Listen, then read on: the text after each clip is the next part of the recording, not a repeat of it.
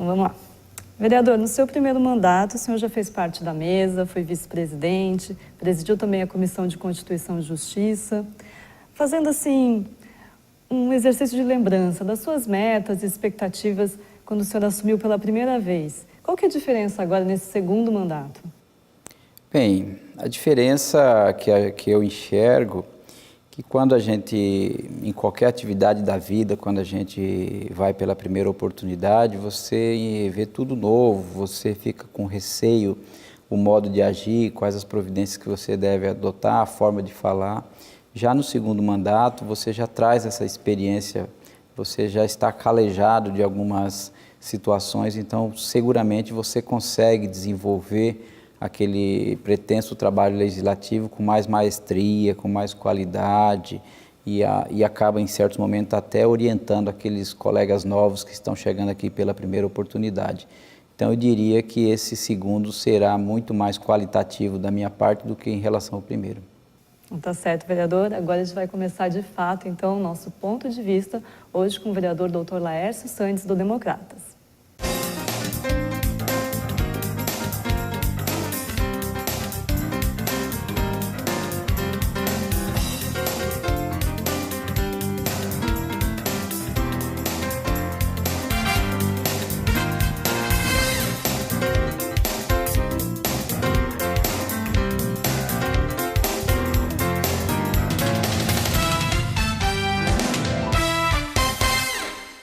Começando o nosso ponto de vista especial com os vereadores eleitos e hoje recebendo o Dr. Laércio Santos, do Democratas, que já está no segundo mandato. E é um prazer recebê-lo aqui na TV Câmara, vereador.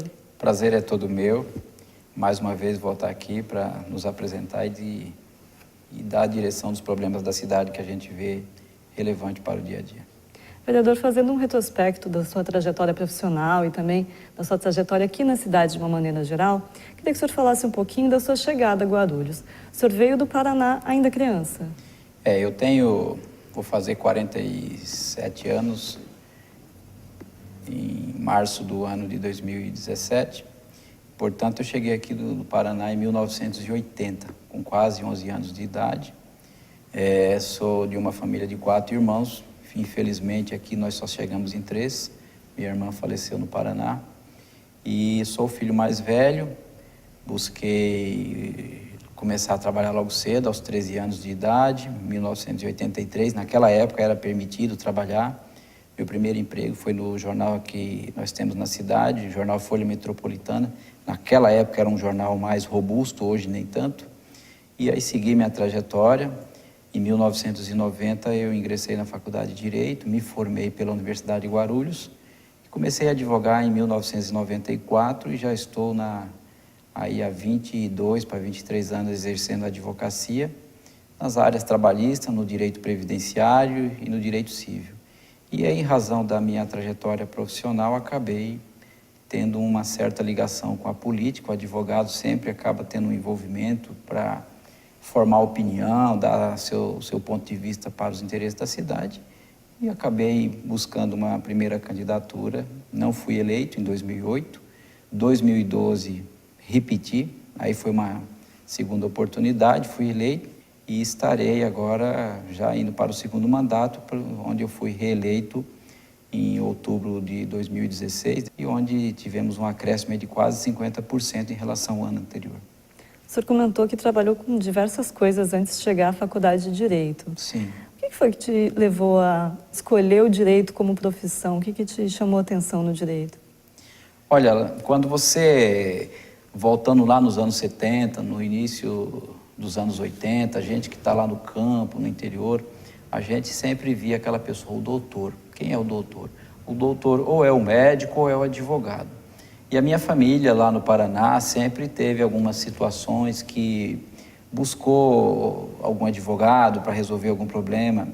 A própria morte do meu avô e ali houve uma partilha jurídica e eu me interessei pela área por conta destas situações, uma certa ilusão com alguns profissionais do direito ainda naquela oportunidade lá atrás e eu pensei, um dia eu vou estudar para ser um advogado.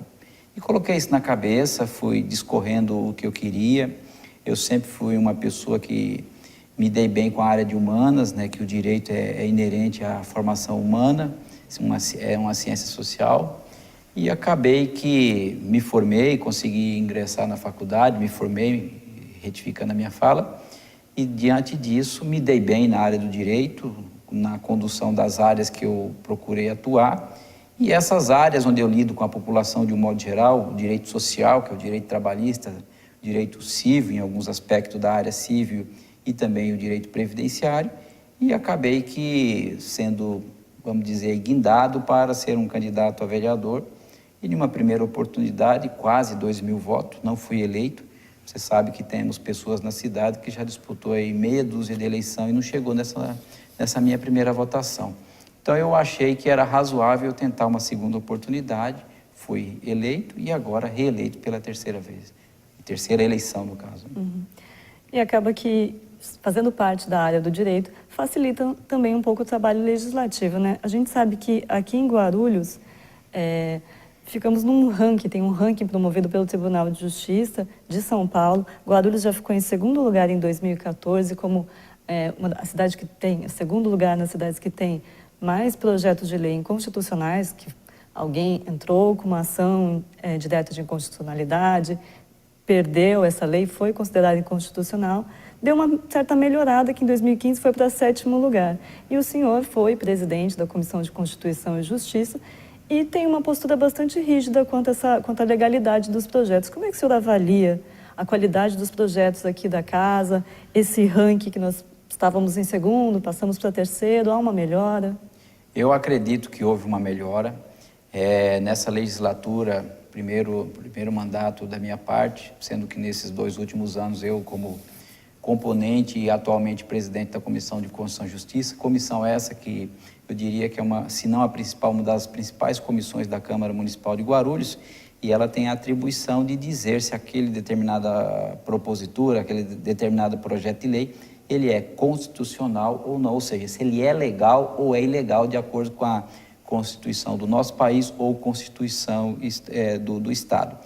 E eu e os meus pares, os demais vereadores que estão lá comigo, a gente sempre procurou se posicionar pela ilegalidade e ser rígido. A gente não fez um trabalho somente político, a gente procurou ser extremamente técnico, que é o papel da Comissão de Constituição e Justiça.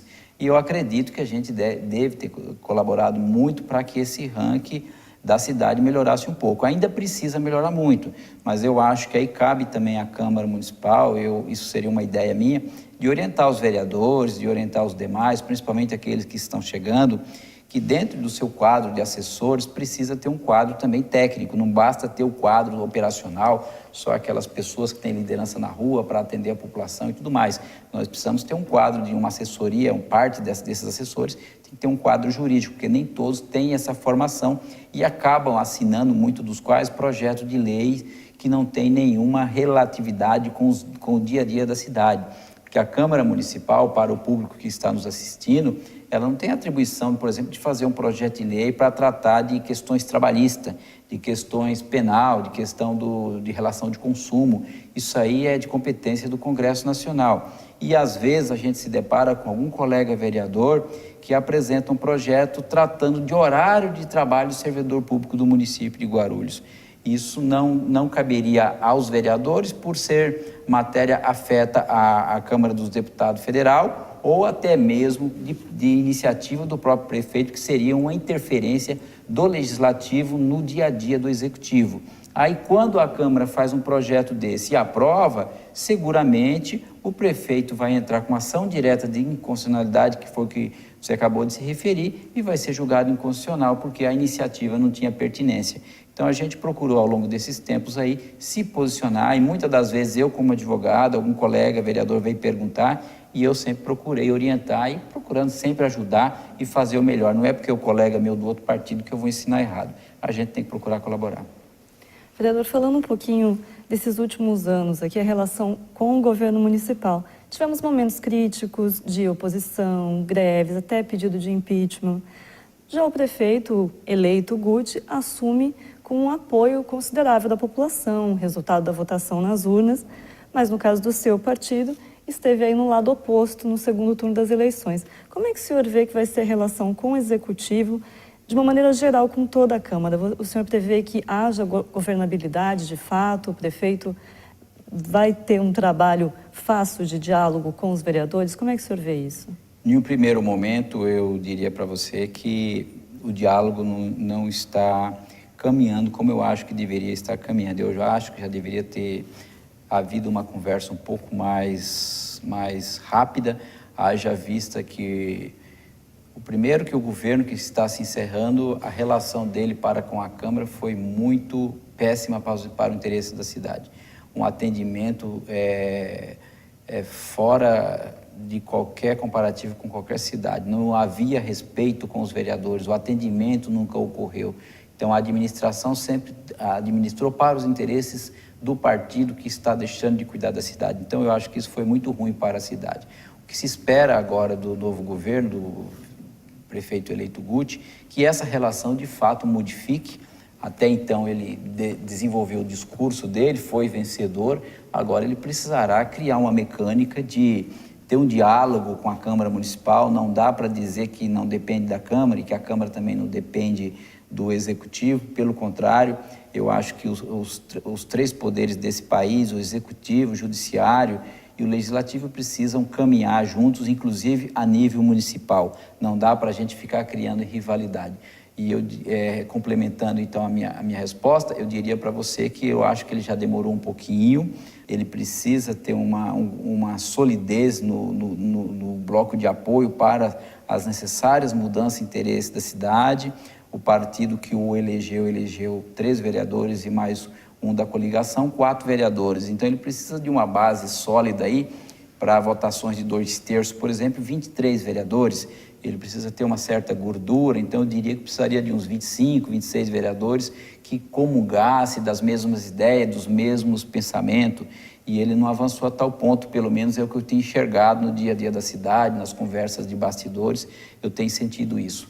Da parte do Partido Democrata, eu diria para você que o Partido Democrata saiu derrotado nessas eleições, as ideias que o nosso candidato, então, deputado federal Eli Corrêa desenvolveu não foi acolhida. No entanto, nós, enquanto democrata, procuraremos fazer uma política republicana aos interesses da cidade, ou seja, aquilo que é encaminhado para a Câmara e for de interesse da cidade, a gente vai comungar e vai ajudar. Aquilo que, de repente, não está adequado, vamos trabalhar eventualmente para mudar, e se a gente vê que mudou, a gente comunga das mesmas ideias. Aquilo que não for de acordo com as bandeiras democratas, nós não iremos compartilhar. Nós não seremos vereadores de base, nem de oposição. Nós teremos uma certa independência aos interesses da cidade. A gente já colocou isso, inclusive, em oportunidade anterior para o prefeito eleito, e é isso que a gente quer. A gente quer o bem da cidade, nós não queremos o quanto pior, melhor, por conta de interesses políticos. Só não podemos assumir compromisso de estar na base do governo, porque não comungamos em certos aspectos das mesmas ideias, haja vista que o nosso partido saiu derrotado nessas eleições. Pessoalmente, o seu posicionamento é esse mesmo do partido, de uma postura mais independente? Será uma postura minha independente, tal qual eu fui isso até então, no governo Almeida, de certa independência. Aquilo que foi coerente eu acompanhei, outras não, como foi o regime jurídico, que eu não comunguei, a contribuição de iluminação pública, que eu não votei da forma que estava apresentado, e assim me posicionarei, e seguramente os demais do democrata tendem aí dessa forma, por conta de estudos internos que o partido já avançou nesse sentido. De uma maneira geral, a população tem demonstrado certa insatisfação com a classe política. A gente até viu um reflexo disso nessas eleições mesmo.